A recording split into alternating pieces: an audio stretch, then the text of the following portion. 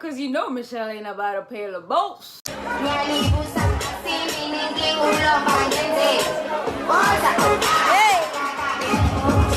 For me, when we got this question, what came to my mind was, okay, cool, what does sexuality mean to me? All right. And sexuality to me, it's just saying, okay, cool, who am I, and then how am I going to express it? But who am I going to share who Michelle is with? I don't know if that makes sense. All right. So it has always been a space where who do I feel more comfortable around, and how do I express that? And therefore I feel more comfortable, more at home, more loved, more accepted around women, specifically black women. Hallelujah. Therefore, for a very long time, and I would say since 27 October 1995, I've been a lesbian. Since 27 October. I hate that that's one of the things that frustrates me. I hate that you even have to say when. People are like, when did you know? Exactly. Well, Sarah, when did you know you like dick? First, no one asks you that. So don't be asking people, when did you know? No, it's like, I've always known. Money. Yeah, so stop it, guys. So that is what sexuality means to me. And then I identify as a lesbian at this point in time, in 2019, but since 1995 till now, right? But have I always expressed my sexuality? And I think that is what this question is actually asking us. Have we always expressed it? And if yes, how have we expressed it? Up until like matric, I never really challenged myself to think about it. But that's because guys, I'm a nerd. I'm not gonna lie, I'm a nerd, and therefore I was very comfortable in living my nerd lifestyle. And I never partied, so therefore you never really have to question like, who do I want to kiss? Yeah, who do I want to kiss at this party? Or when my friends are hooking up with people, who am I gonna stand with? So I never put myself in those social spaces that actually forced me to question it. Okay. Always found people attractive. Like I even my mom and I would sit and be like, yo, me no pila, ooh. But I think it always came from a point of admiring beauty, not necessarily wanting to not sexualizing it, just admiring it. Yeah, so I've always been like that. I dated guys, surprise. Like, honestly, it makes me laugh every time, guys. That's the fun. Like sometimes I sit and then I'm just chilling in bed and I'm thinking, and then I just look at her while she's sleeping and I'm like, she dated boys. Like this girl went and actually actively unprovoked. No one provoked her. She went and she dated boys. I dated guys, but it was never really serious. And this is how I know I was never there. I didn't give a damn. Like I was in these relationships, but I never cared, guys. Like these guys would cheat on me. This one time, this guy cheated on her, and she wasn't. I didn't care. Like she wasn't moved. She wasn't shaken. She was like, "Oh, okay." You know what I mean? So I was I was never emotionally invested. So I was never there. Nothing much happened. Like nothing sexually. Like maybe just a kiss and then a hug, but nothing apart from that. Aisha. No, it wasn't baby. You've always been good. Okay, thanks.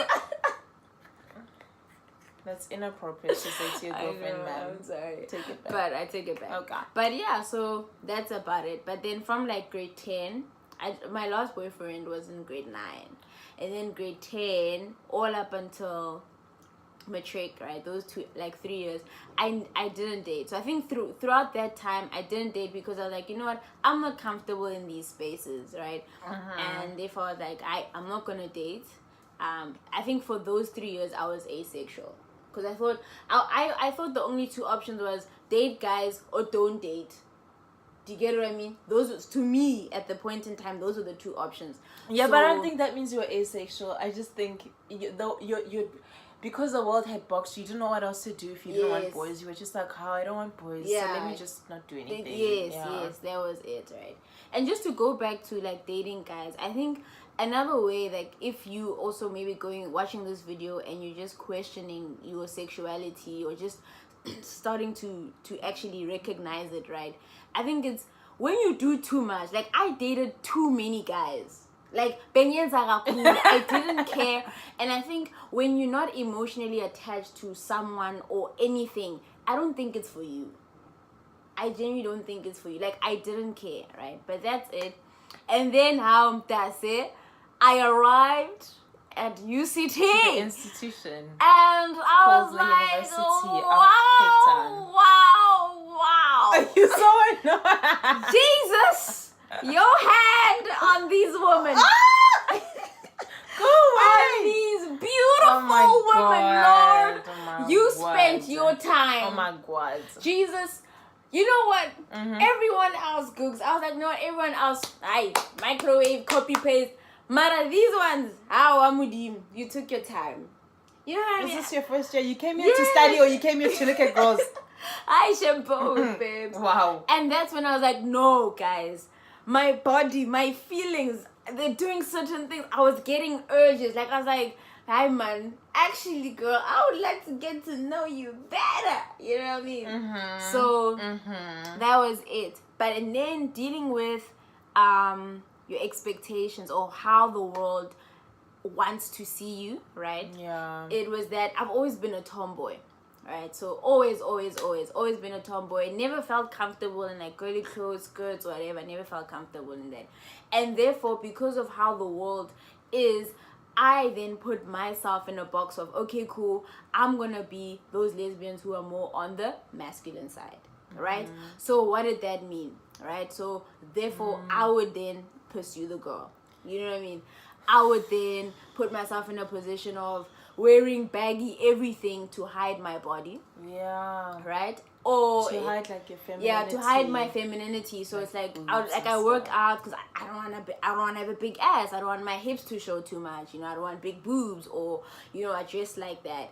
Yeah. And therefore, obviously, you pay for the dates. You act like you're strong. All right, and that is like what you happens. Adopt toxic masculinity. Yes, I adopt like you. I think that you sit there and you're like, listen, I'm not that type of girl. Let me look. The world is giving me Tabo. Let me copy what Tabo is doing, and then just copy paste that so that I can also date girls. So that happened, and I think it brought about a lot in my relationships. I was never present. She was ancient. I was really ancient. Like, I cheated a lot. You know what I mean? But then that's when I realized that, this is my masculinity. Because I think at the end of the day, the world says, when you're dating another girl, you're dating someone who's just as sensitive, someone who's in touch with themselves. No, not everyone is like that, because we're at a different point. And especially like tomboys. Like, tomboys, be patient with yourself, but take the time to actually get in touch with your femininity. Right. Yeah. And so that's it. And the world expectations are very, like, back home I am still Michelle, you know what I mean? I can cook up a storm, I still have to clean, I still have to cook. When we go to family gatherings, some people still want me to wear a skirt at these funerals and whatever. But when you step into the world and you're dressed like a tomboy, now you find some guys now just bumping your shoulder. When people greet you, they're trying to make you one of the guys. They're trying to force you to be one of the guys. Like, you know what I mean? People ask you funny questions like, "Oh, are your friends straight, or are they?" You know what I mean? Like, what question were you thinking? Oh no, I was gonna say this one time we were minding our own business, unprovoked, trying to go to Cavendish. Oh yeah. And then we got into we were about to get into the taxi. So then what had happened was Michelle let me get in first. Like she does that sometimes. Yeah. She's very nice. And then she let me get in first. I got in, and then the gachi. Yeah, the gachi was like, so who's the girl and who's the boy? In all 2019. Listen, did I not have him? I was pissed to capacity. I literally told him it's none of his business. He needs. There is no boy. Clearly, there's no boy. And even if there was, it's none of your business. It's none of your business. Yeah. So I think that's it, and I think a big struggle that I myself as a tomboy lesbian, right, and I mean even my handle tomboy don't lozy, is expressing it. Because like I'm not a hard person. Like, I'm super soft, I'm super nice, I want to love. Like, sometimes, like, girl, like, I'm still a human being. And I think it's finding your level of comfort in that. Like, finding a level of equilibrium between your femininity and this abundance of masculinity that God has decided to put in you as opposed to other females. And then how do you express that? I mean, a simple thing, which is, how do you dress? You know what I mean? I mean, we all see these memes and jokes about, oh, lesbians just like this, successful lesbians just like that, you know. But at the end of the day, being like, you know what, I still want to look nice. I'm not saying they don't look nice, but being like, I still want to look nice. I still want to, at times, wear my high-waist jean. You know what I mean? I still want to wear my crop top. It's some days I'm gonna sag my pants. Some days I'm gonna wanna wear boxes. Some Like, days I'm gonna wear, you know. So exactly. I think that's the constant struggle. Like, the struggle of, like once you go a certain direction, then people want you to stay in that box forever. That's the problem. It's like, no, you're tomboy. Yeah, why did you wear the crop top? It's like, I just wanted to. Yes. I just really liked it. Yeah. So I think the struggle really comes from you, this person, in this big ass world or the ball, and people just constantly putting what they expect you to be so that it makes sense in their to head. them. Yeah. You know what I mean? So that they're comfortable. Yeah, so that they're comfortable. If it makes them uncomfortable, they're like, no, they don't why get are it. you They doing don't like that? they brain spasm. So the world is girl, boy, pink, blue, right? So okay, you're a girl. So most people, they're like, no, we get that. You're a girl that likes girls, sharp. So they go to you blue. in the blue. You know, people. It's like, no, but I want to stay in pink. No, but they're like, no, that doesn't make sense. Oh, I don't want to be in either. Exactly. Yeah. So I think that's basically it. Really, there's not a lot. But yeah, those are the struggles that I've really faced. Yeah, not a lot. Not to overcome it by when I step into certain scenarios.